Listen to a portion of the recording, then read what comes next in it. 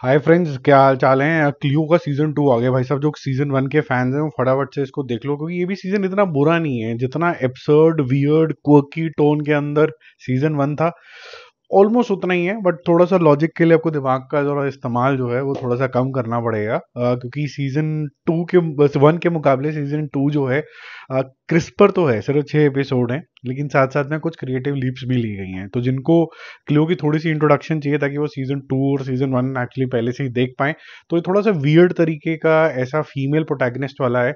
किल bill के zone के अंदर भी ये जाता है, 80s और 90s का जमाना है, जहां पर एक स्पाई को उसी की एजेंसी जो है वो डिसोन कर देती है, जिसकी वजह से उसको जेल हो जाती है। और इस बात का उसको बहुत बुरा लगता है, क्योंकि उसके साथ एक पर्सनल हादसा भी हो जाता है। मैं जान के कोई स्पॉइलर नहीं दे रहा हूँ, ताकि जिन्होंने नहीं देखा है वो एक बारी देख लें। अब वो उसी जेल से निकलती है तो वो क्या कुछ करती है और किस किस की चटनी बनाती है और किस किस सर्कमस्टेंसेज में बनाती है और कैसे उनका थैंक यू वेरी मच करती है, वो काफ़ी ज़्यादा इंटरेस्टिंग हो जाता है। इसकी जो टोन है, हालांकि काफ़ी सीरियस मैटर है कि भाई किसी को रॉन्ग कर दिया, उसको पीछे जेल में डाल दिया, फिर उसके बाद वो बिल्कुल मर्दानी जैसे जोन के अंदर आ गई। मन में थोड़ा सा बचपना भी है, रोमांटिक पन भी है, केयरिंग भी है, लेकिन उतनी ही ब्रूटल भी है।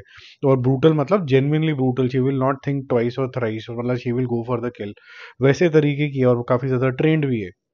तो इस तरीके का जो स्पाई है वो अब सीजन 2 के अंदर क्या करेगा। आपको पता है सीजन 1 जो एंड हुआ था वो एक मेजर हिंट के साथ हुआ था, रेड सूट केस के साथ। उसी से सीजन जो 2 है उसका कैरी फॉरवर्ड होता है। बट यहाँ पर जो टोन है ना वो थोड़ा सा शिफ्ट होती है, कि क्लियो का जो मेन पर्पस था वो ढंग से 1 में डिफाइन नहीं किया गया था। उसके ग्रैंडफादर जो उसके सूत्रधार थे, जो उसको कुछ ना कुछ सिखाते रहते थे। अब क्या जो देश जैसा वो चाहती है, वो एक ड्रीम नेशन एग्जिस्ट भी करता है कि नहीं करता है, वो और लोगों से कैसे मुलाकात करती है, कैसे ये सिर्फ एक मुलाकात जो होती है लार्जर पर्पस बन जाता है, कैसे सिर्फ ग्रेट वॉल ऑफ बर्लिन की वॉल की बात नहीं होती है, सिर्फ ये भी बात होनी शुरू हो जाती है कि इसके अलावा और कौन कौन सी कंट्रीज इस पर्टिकुलर पॉलिटिक्स के अंदर इन्वॉल्व है। ये सारा बड़ा बड़ा मुद्दा हो जाता है, जो आपको थोड़ा सा पॉलिटिकल जोन के अंदर लेके चला जाता है, और आपका जो इंगेजमेंट क्वेश्चन है सीजन 1 के मुकाबले थोड़ा सा कम आता है। अब इस सिचुएशन के अंदर टिपिकली क्या होगा, दो नेशन, बड़े बड़े नेशन, यूएसए और जर्मनी जैसे नेशन जो इतने बड़े बड़े हैं, वहां पर एक ऑर्डिनरी सा इंसान क्या कर लेगा। बट क्योंकि इसके अंदर स्पाईगिरी है, तो ये हमेशा कुछ ना कुछ कर लेती है, जो इसका थोड़ा सा डाउन साइड है। बहुत ही कन्वीनियंट तरीके के प्लॉट में काफी इन्फॉर्मेशन भी ले लेती है, बहुत कन्वीनियंटली लोग इसको पहचान भी लेते हैं, नहीं भी पहचान लेते हैं। तो ये जो सीजन है मोटा मोटा लेवल पे थोड़ा सा मुझे ओकेश जोन के अंदर चला गया।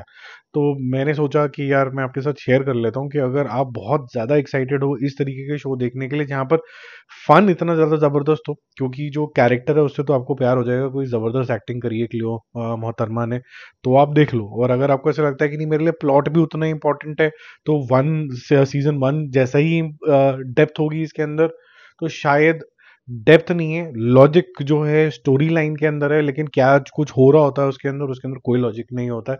बहुत ही कन्वीनियंट तरीके से मामला चलता है, क्योंकि शी इज वर्किंग अलोन। ऐसा नहीं है कि इसके पास बहुत सारा हेल्पिंग हैंड है, वो हेल्पिंग हैंड भी नहीं है। इंडिविजुअल क्या कुछ कर सकता है आप समझ ही सकते हो, और दो कंट्री बहुत बड़ी बड़ी पावरफुल कंट्रीज है।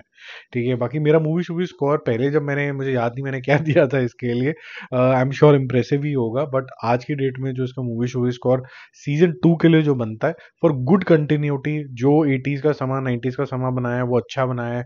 जो कन्फ्लिक्ट है वो कहीं ना कहीं थोड़े बहुत रिसर्च्ड हैं, और ये जो मोहतरमा है उन्होंने ज़बरदस्त तरीके की एक्टिंग करी है, जो स्किल्स भी हैं, जो इनका डार्क ह्यूमर भी है वो भी काफ़ी अच्छे तरीके से दिखाया है, और ठीक ठाक तरीके से ब्रुटैलिटी भी है इसके अंदर।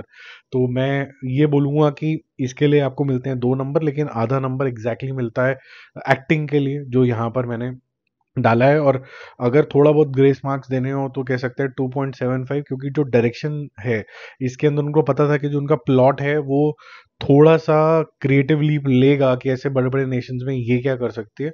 तो इन्होंने क्या किया है कि इसको 6 एपिसोड के अंदर ही प्रेजेंट किया, तो वो ये फास्ट फास्ट चलती है, तो अच्छी डायरेक्शन है, आपको बोर नहीं कराती है एटलीस्ट। और ज़्यादातर आप लॉजिक ढूंढने के लिए नहीं, आप मैजिक देखने के लिए, एंटरटेन होने के लिए इस तरीके की सीरीज देखते हो, तो आपका ठीक ठाक टाइम पास हो जाएगा।